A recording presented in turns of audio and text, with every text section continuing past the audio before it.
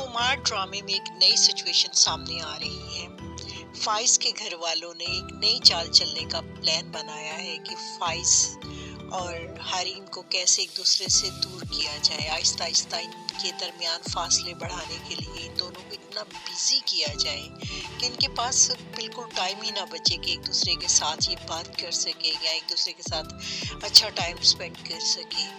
ये कहाँ तक चलते हैं ये तो अभी कुछ कंफर्म नहीं है, लेकिन जो कि फाइज एक मिच्योर लड़का दिखाया है, वो अपनी हर सोच में मिच्योर है। वो अपने रिश्तों को अहमियत देता है, चाहे वो माँ का रिश्ता है, भाई का है, बहन का है, बीवी का है, दोस्त का है।